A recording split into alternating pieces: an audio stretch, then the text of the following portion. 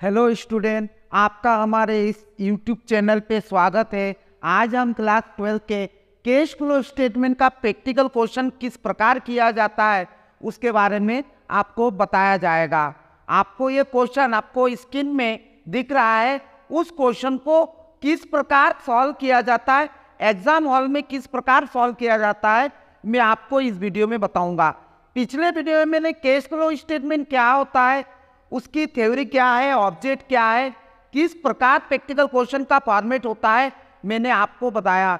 लेकिन इस क्वेश्चन में, इस वीडियो में आपको मैं प्रैक्टिकल क्वेश्चन को एग्जाम हॉल में कैसे सॉल्व किया जाता है उसकी बारीकी से मैं डिस्क्राइब करूंगा। यदि आप स्टूडेंट ये क्वेश्चन को यदि आप सॉल्व करेंगे, इसी पैटर्न के हिसाब से एग्जाम में क्वेश्चन बनता है। तो चले स्टार्ट करते हैं। आपको प्रैक्टिकल क्वेश्चन स्क्रीन में दिख रहा है, उसको कैसे सॉल्व किया जाता है। तो मैंने आपको बताया था कैश फ्लो स्टेटमेंट सॉल्व करने के लिए 3 चीज आपको याद होनी चाहिए। तो देखिए, ये कैश फ्लो स्टेटमेंट का आप सबसे पहले फॉर्मेट बना लीजिए, फ्लो स्टेटमेंट। इसका अमाउंट के 2 कॉलम बना लीजिए कैश फ्लो स्टेटमेंट में। मैंने आपको बताया था जो क्वेश्चन आपको दे रखा है स्क्रीन में, उसको कैसे सॉल्व किया जाता है या एग्जाम में कैसे सॉल्व किया जाता है मैं आपको बता रहा हूँ। सबसे पहले देखिए, कैश फ्लो में देखिए आपकी 3 चीज मेन होता है, मैं आपको आपके साथ शेयर कर रहा हूँ। सबसे पहले A, cash flow from operating activities. क्या होता है मैंने आपको पिछले वीडियो में बता चुका, इसके बारे में ये दोनों का फॉर्मेट आपको मालूम होना चाहिए। दूसरा, cash flow from investing activities. C number, cash flow from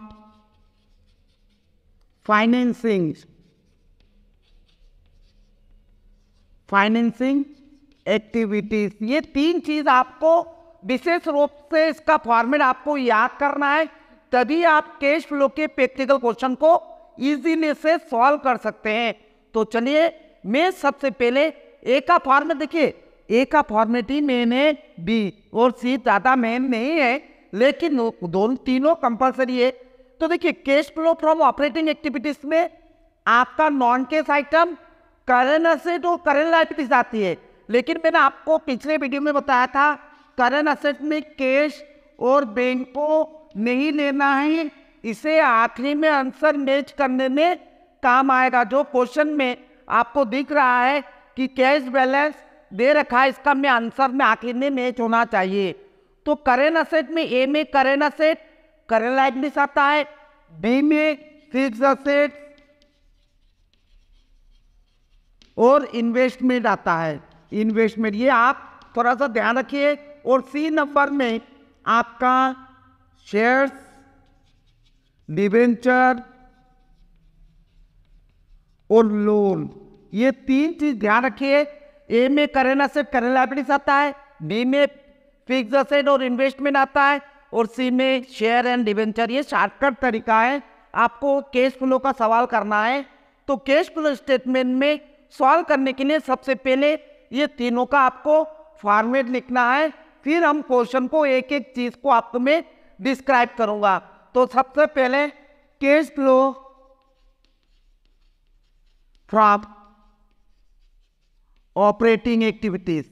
बहुत जगह आप इसको फर्स्ट, सेकेंड, थर्ड भी लिखते हैं, तो दोनों सही है। Cash flow from operating activities, ये ए का फॉर्मेट सबसे पहले मेन है, इसको ऐसा अंडरलाइन करिएगा। सबसे पहले लिखिएगा नेट प्रॉफिट। नेट प्रॉफिट कैसे आता है, करेंट ईयर P&L में से प्रीवियस ईयर P&L काम आएगा। पहले फॉर्मेट लिखते हैं, फिर मैं प्रैक्टिकल क्वेश्चन को सॉल्व करके बताऊंगा। एड नॉन ऑपरेटिंग एक्सपेंसेस, या आप नॉन कैश आइटम भी लिख सकते हैं। नॉन कैश का मतलब होता है जैसे गुडविल, रिटर्न ऑफ गुडविल में कमी हो तो और नॉन ऑपरेटिंग एक्सपेंसेस में आएगा।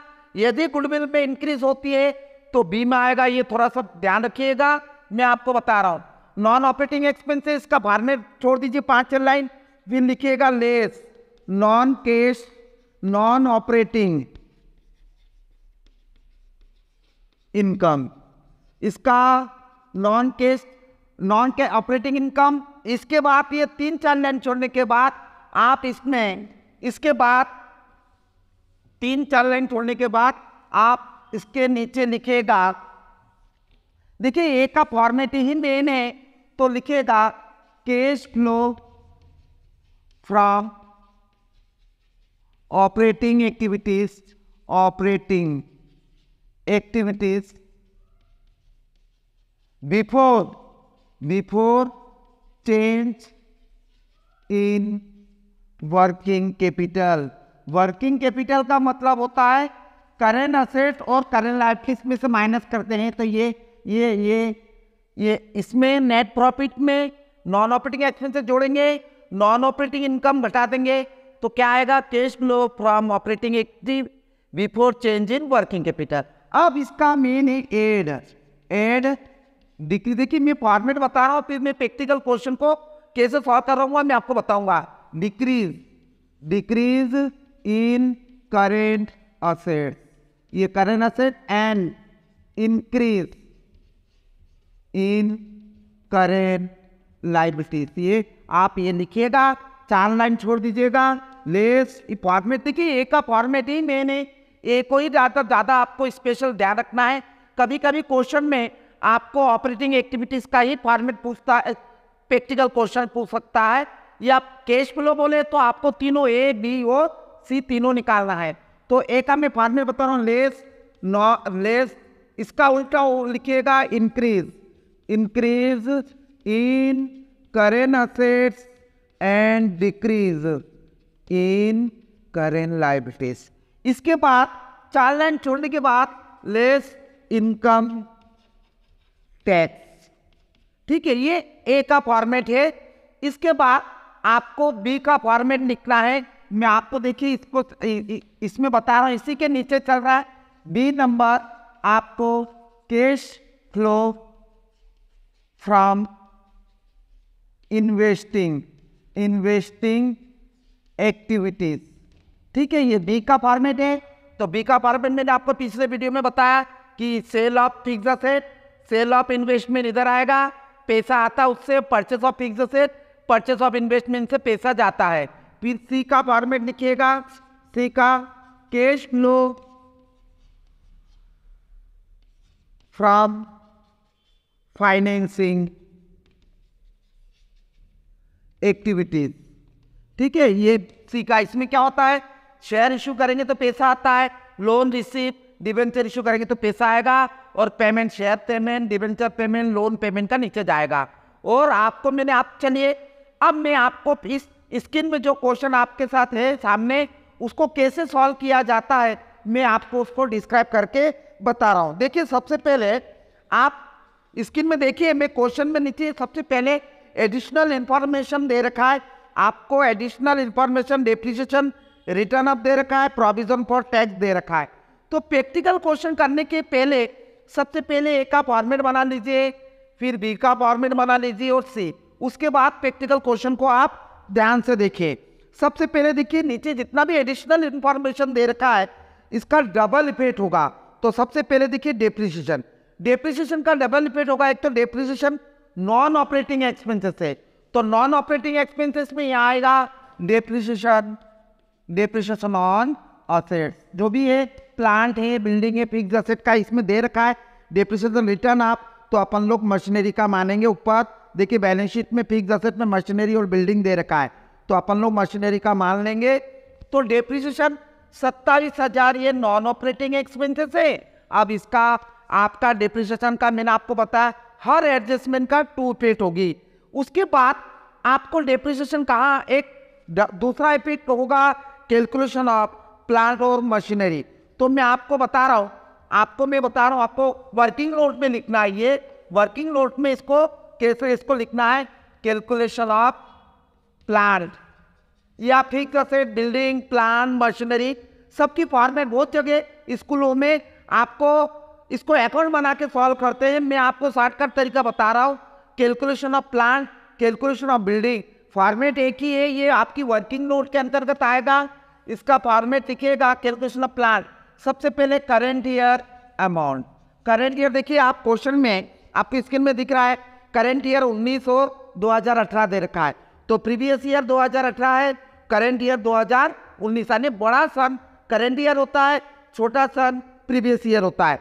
तो सबसे पहले इसका फॉर्मेट है current year amount. Current year amount plan के देखिए, करंट ईयर अमाउंट आने 2019 की अमाउंट है 2,15,000, तो 2,15,000 आप बाहर कर दीजिएगा। करंट ईयर अमाउंट लिख के बाहर कर दीजिएगा, चाहे बिल्डिंग हो, प्लांट हो, फर्नीचर हो, सबकी फॉर्मेट कैलकुलेशन ऐसी ही होती है। उसके बाद लिखिएगा less previous year amount.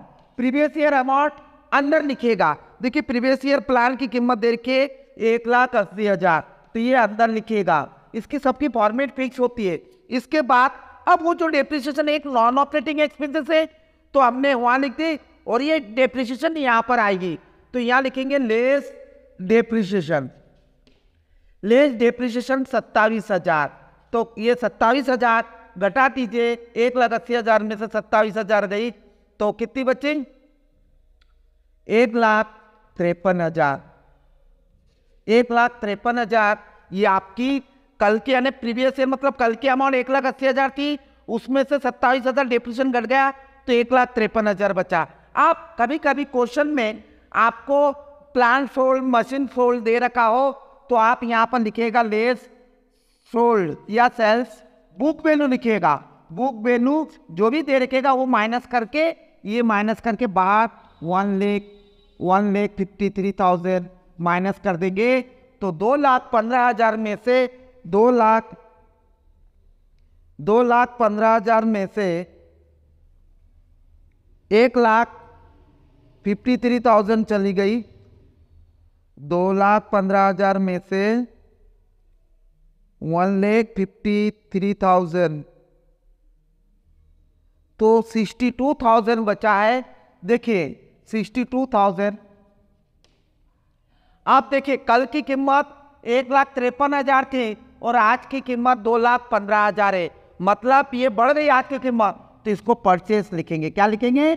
Purchase. और यही परचेस अमाउंट को आप भी इन्वेस्टमेंट एक्टिविटीज में परचेस में आप लिखेंगे कि परचेस ऑफ प्लान में आपको बता रहा हूँ 62,000। देखिए हर एडजस्टमेंट, एक डेप्रिसिएशन यहाँ आ गई और एक कैलकुलेशन ऑफ फिक्स्ड एसेट में करेंट ईयर अमाउंट बाहर, लेस प्रीवियस ईयर के अमाउंट अंदर, उसमें से लेस डेप्रिसिएशन घटाने के बाद जो बचा, यानी ये कल की कीमत 1,53,000 थी और आज की कीमत 2,15,000, तो ये 62,000 परचेस है, ये बी में आएगा।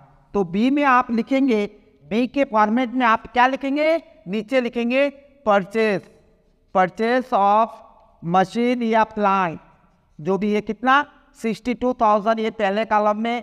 और देखिए परचेस से पैसा जाता है इसलिए इसको ब्रैकेट में लिखिएगा। ठीक है, ये हो गई एक एडजस्टमेंट मैंने आपको क्लियर करा दी। डेप्रिसिएशन ऑन फिक्स्ड एसेट, इसमें प्लान भी हो सकती है, बिल्डिंग भी हो सकती है, सबकी फॉर्मेट ये होती है। अरे नीचे की जितनी एडिशनल इंफॉर्मेशन दे रखा है इसका डबल इफेक्ट होगा। दूसरा देखिए प्रोविजन फॉर टैक्स 17,000, तो हमेशा मैं आपको बताया, ये देखिएगा नीचे जो एडजस्टमेंट में प्रोविजन फॉर टैक्स दे रखा है, ये सबसे पहले इसका डबल इफेक्ट होगा। तो प्रोविजन फॉर टैक्स ये ऊपर आएगा 17,000, ये ऊपर आएगा 17,000। हर एडजस्टमेंट 2 बार मैंने बताया। अब मैं प्रोविजन फॉर टैक्स की कैलकुलेशन कर रहा हूं, तो उसको भी कैसे करते हैं उसकी भी फॉर्मेट फिक्स है। तो लिख रफ में वर्किंग नोट में, ये वर्किंग नोट में बहुत जगह अकाउंट बना के करता है, मैं आपको शॉर्टकट में बता रहा हूँ। Calculation of provision for tax, इसकी कैलकुलेशन भी आपको करना है। तो देखिए इसकी भी फॉर्मेट करेंट ईयर बाहर, करेंट ईयर देखिए ऊपर दे रखा है आपकी बैलेंस शीट में, ऊपर बैलेंस शीट में आपको लिखा, देखिए करंट लायबिलिटीज में लिखा है शॉर्ट टर्म प्रोविजन या प्रोविजन फॉर टैक्स। देखिए कभी कभी बैलेंस शीट को नोट नंबर नीचे दे रखा होता है, तो आपको नोट नंबर में से उसको लेना है अमाउंट। तो प्रोविजन फॉर टैक्स दे रखा, देखिए करंट ईयर 16,000 आपको स्क्रीन में दिख रहा है। करंट ईयर प्रोविजन लायबिलिटीज में करंट ईयर लिखा है short term provision 16,000, current year 16,000 बाहर। फिर लिखिएगा लेस प्रीवियस ईयर, हमेशा अमाउंट अंदर लिखिएगा। प्रीवियस ईयर के अमाउंट 12,500। तो ध्यान रखिए, देखिए कैलकुलेशन ऑफ बिल्डिंग और प्रोविजन एसेट फिक्स्ड एसेट और टैक्स की कैलकुलेशन थोड़ा सा डिफरेंस है। यहाँ पर current year amount 16,000 less previous year अंदर लिखना है। अब अपन लोग फिक्स्ड एसेट की गणना में अपन लोग लेस लिखते थे डेप्रिसिएशन। यहाँ पर क्या करेंगे, जो नीचे डिफरेंस दे रखा है 17,000 की टैक्स, इसमें ऐड न्यू टैक्स या प्रोविजन फॉर टैक्स जो दे रखा है कितना 17,000, तो इसको जोड़ देना है। आपकी फिक्स्ड एसेट की कैलकुलेशन में माइनस करते हैं, यहाँ पर प्रोविजन फॉर टैक्स को ऐड करना था। Tax calculation of provision for tax को सॉल्व करने के तरीके हैं करेंट ईयर बाहर, प्रीवियस ईयर अंदर, और जो एडिशनल नीचे दे रखा है उसको आप ऐड करना है। तो 12,500 कल की थी, नया और बनाया 17,000, तो ये 29,500 ये माइनस कर दीजिएगा। ये देखिए कल की कल थी 16,000, देखिए कल थी 29,500, आज 16,000 है। तो मतलब आपने ज़्यादा हो गई, यानी पेमेंट कर दिया, कल की करेंट ईयर में कम हो गई। तो 29,500 में से 16,000 माइनस कर देंगे तो 13,500, मतलब आपने पेड कर दिया होगा, यानी कम हो गया करेंट ईयर में 13,500। इसको लिखेंगे इनकम टैक्स पेड।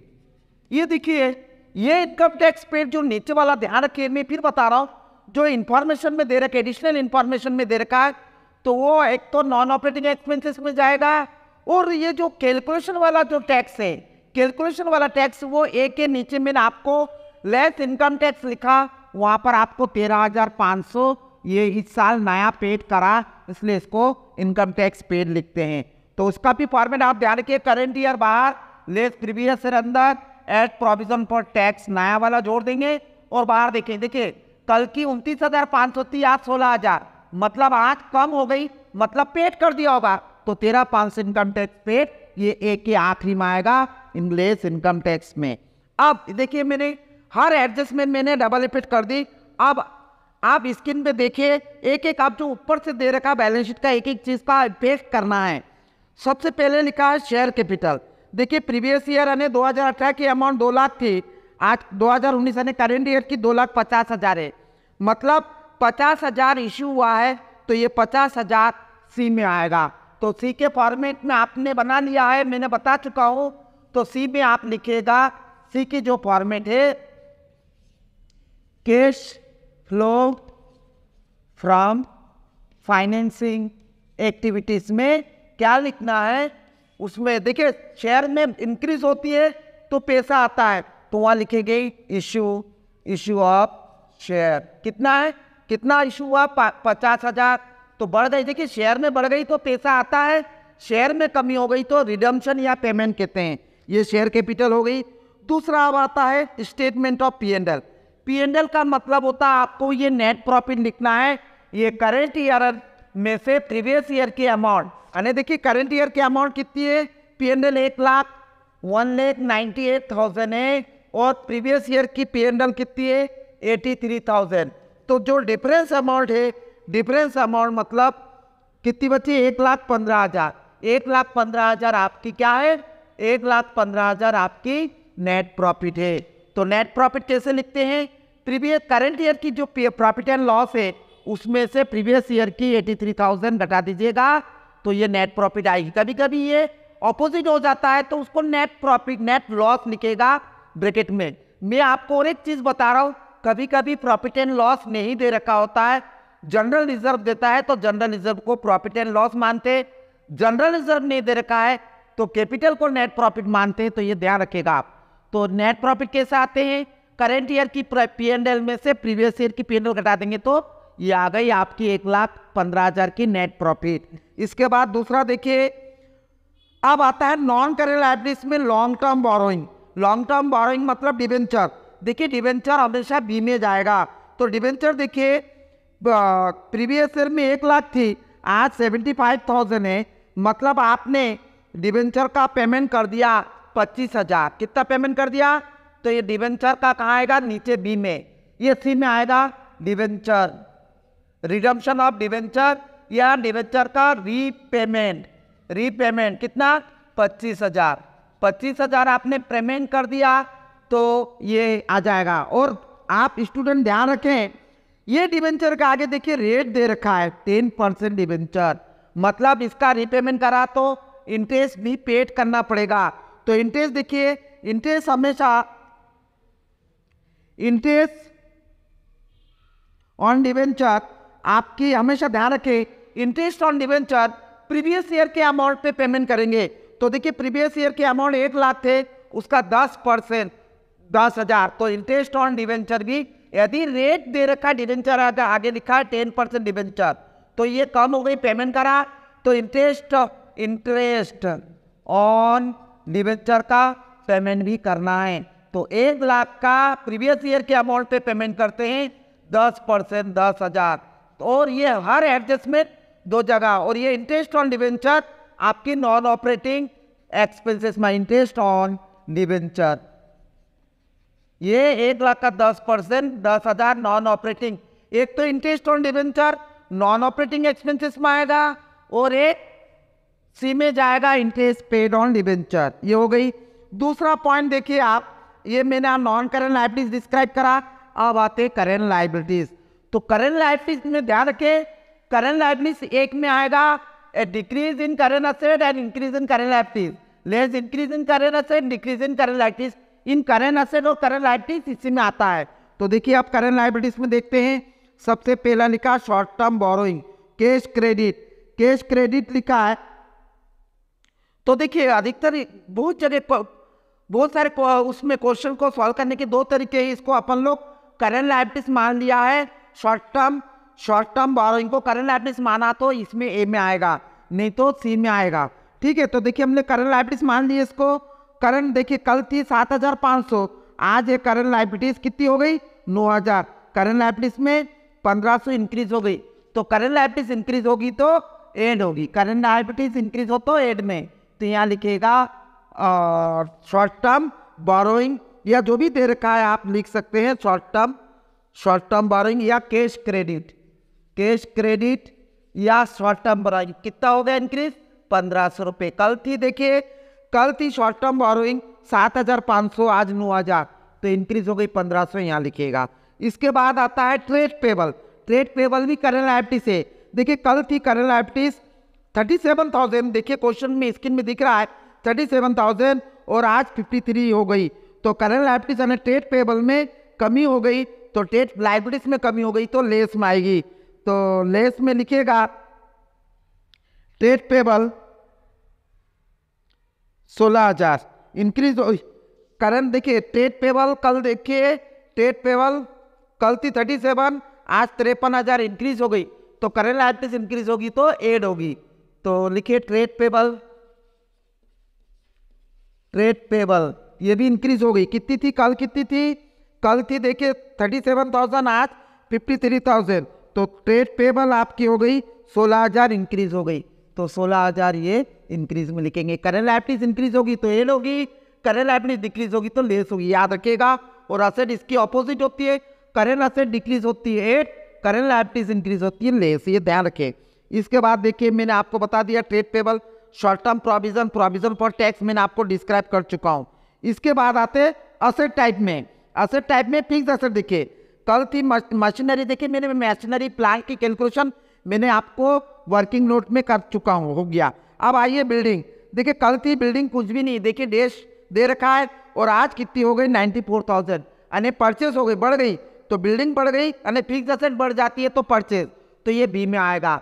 तो बी में लिखेगा परचेज ऑफ बिल्डिंग, कितना है परचेज ऑफ बिल्डिंग 94,000। इसको देखिए आपने पेमेंट करा तो ब्रैकेट में लिखेंगे, पैसा है तो ब्रैकेट नहीं लिखना है। इसके बाद देखिए मैंने आपको बता चुका हूं बिल्डिंग हो गई। अब आते हैं लॉन्ग टर्म, देखिए इंटेंजिबल असेट दे रखा पेटेंट। पेटेंट देखिए ये इंटेंजिबल असेट से पेटेंट यानी पेटेंट गुडविल, ये इसमें यदि कमी होती है तो नॉन ऑपरेटिंग एक्सपेंसेस बढ़ गई तो बी में। देखिए कल थी इन पेटेंट थी 20,000, आज 12,000 की हो गई यानी 8,000 डिक्रीज हो गई।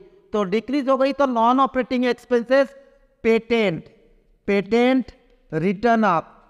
Return of. यदि बढ़ गई तो बी में आएगा और डिक्रीज हो गई तो यहाँ पर। तो देखिए पेटेंट कल पेटेंट थी 20,000, आज 12,000 की, 8,000 की आपकी नॉन ऑपरेटिंग एक्सपेंसेस है। पेटेंट में कमी हो तो यहाँ आती है। इसके बाद आती है लॉन्ग टर्म इन्वेस्टमेंट। देखिए कल 25,000, आज 38,000 की है। तो फिक्स आने इन्वेस्टमेंट बढ़ गई। देखिए मैंने फिक्स असेट और इन्वेस्टमेंट बी में आता है। तो परचेस ऑफ इन्वेस्टिंग एक्टिविटीज में इन्वेस्टमेंट परचेस कितना है, देखिए कल 25,000 थी, आज 13,000। तो बी में लिखेगा परचेस ऑफ इन्वेस्टमेंट, बी में परचेस ऑफ इन्वेस्टमेंट, ये कितना परचेस ऑफ इन्वेस्टमेंट आप बी में लिखिएगा 13,000। इससे भी पैसा चला गया, इसको भी ब्रैकेट में लिखिएगा। इसके बाद देखिए ये मैंने आपको फिक्स असेट बता दी, उसमें फिक्स असेट में मशीनरी, बिल्डिंग, इंटेंजिबल असेट्स हो गए, लॉन्ग टर्म इन्वेस्टमेंट। अब आते हैं करंट असेट में। करंट असेट में मार्केटेबल सिक्योरिटी करंट असेट देखिए कल 5,000 थी, आज 4,000 हो गई, डिक्रीज हो गई। तो करंट असेट डिक्रीज होती है तो कहाँ आएगी, ए में आएगी। देखिए तो ये डिक्रीज इन करंट असेट, तो उसमें लिखेगा मार्केटेबल सिक्योरिटीज। कितनी कमी हो गई, तो कल कितनी की थी मार्केटेबल सिक्योरिटी, कल 5,000 की थी, आज 4,000, तो 1,000 डिक्रीज हो गई, तो ये एड में आएगी। इसकी तरह इन्वेंट्री कल थी देखिए 1,16,500, आज 1,40,000 हो गई। यानी इन्वेंट्री करंट असेट इंक्रीज हो गई, करंट असेट इंक्रीज हो गई तो लेस में आती है। तो इन्वेंट्री देखिए कल इन्वेंट्री कितनी थी, कल थी इन्वेंट्री 1,16,500, आज 1,40,000, तो इसमें से माइनस करेंगे तो 23,500, 23,500। तो इन्वेंट्री डिक्रीज में आ गई, करंट असेट इंक्रीज हो गई, तो नीचे इन्वेंट्री कितना 23,500, ये लेस में आएगी, ये इंक्रीज हो गई तो इसमें नीचे आएगी। इसके बाद अब नेक्स्ट देखिए ट्रेड रिसीवल, ये भी करंट असेट कल 73 थी, आज 68, डिक्रीज हो गई, करंट असेट डिक्रीज हो गई तो ऐड होगी। तो ये ट्रेड रिसीवल कितने, ट्रेड रिसीवल भी डिक्रीज हो गई, ट्रेड रिसीवल डिक्रीज हो गई, ट्रेड रिसीवल 5,000 की डिक्रीज हो गई। यानी कल कितनी की थी ट्रेड रिसीवल 73, आज 68 हो गई, तो 5,000 डिक्रीज हो गई। तो ये 5,000 आप एंड में लिखिएगा, ठीक है। इसके बाद अब आइए कैश और कैश इक्विवेलेंट। मैंने आपको बताया था करंट असेट में कैश और बैंक आखिरी में आंसर मैच होने में काम आएगा। तो देखिए आप उसको छोड़ देते हैं करंट असेट। अब देखिए शेयर इशू लिखा, अदर करंट असेट में शेयर इशू एक्सपेंसेस कल 2,000 थी, आज कुछ नहीं, मतलब ये non operating issue of share expenses, issue of share expenses non operating expenses में आएगी 2,000। चलिए ये आप लिख दिया। अब इसको कैसे सॉल्व करते हैं, इसका आंसर कैसे मैच करते हैं। सबसे पहले ए को जोड़ लगाइए, ए की प्लस की जोड़ लगाइए, ये सबसे पहले नेट प्रॉफिट, ये नॉन ऑपरेटिंग एक्सपेंसेस को जोड़ दीजिए। देखिए 1,15,000 प्लस 27,000 प्लस 17,000 प्लस 10,000 प्लस 8 और 2 10,000 वापस जोड़ देते हैं, ये टोटल 1,79,000 आया, ये 8 की जोड़। इसके बाद लेस नॉन ऑपरेटिंग इनकम है ही नहीं, तो ये आ जाएगी cash flow before change in working capital 1,97,000। देखिए प्लस में उत्तर आया तो कैश इनफ्लो हो जाएगा और माइनस में आएगा तो आउटफ्लो हो जाएगा। इसके बाद इसमें ये decrease in current asset and increase in current liabilities को जोड़ दीजिए। तो देखिए ये 1,79,000 1,79,000 में ये जोड़ दीजिए, ये सब एड वाली यानी एड के आइटम को जोड़ दीजिए, लेस के आइटम को घटा दीजिए। तो इसमें ये 1,500 और जोड़ देते हैं, प्लस 16,000 प्लस 1,000 प्लस 5,000, टोटल देखिए 1,79,000 प्लस 1500 प्लस 16,000 प्लस 1,000 प्लस 5,000, इनको जोड़ देंगे तो 2,02,500। ठीक है, ये प्लस के आइटम है, इसमें से ये माइनस की, ये 23,500, 13,500 माइनस कर दीजिए, माइनस 23,500 माइनस 13,500, तो ये जो आएगा ये देखिए 1,65,500 प्लस अब जाके बाहर 1,65,500।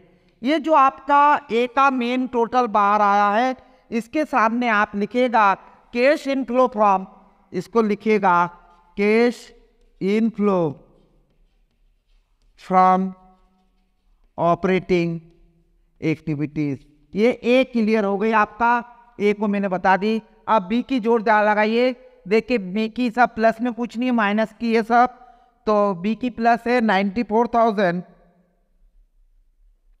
प्लस 13,000, ये सब माइनस में है, तो इनको जोड़ दीजिए तो ये कितना आएगा 1,07,000, ये माइनस में बाहर आ गया, इसको माइनस में आया तो कैश, इसको लिखेगा cash outflow from operating activities. क्या लिखेंगे? Cash outflow from investing activity, यानी ये बी क्लियर हो गया। देखिए ये बी माइनस में है 1,07,000। इसी तरह आप सी की देखिए इशू ऑफ सी की जो इशू ऑफ शेयर से 50,000 और देखिए माइनस के 25 और 10 35,000, तो 15,000 आपका ये प्लस में आया सी की, तो इसको लिखेगा cash inflow from financing activities. देखिए ये ए बी और सी क्लियर करवा दी मैंने आपको।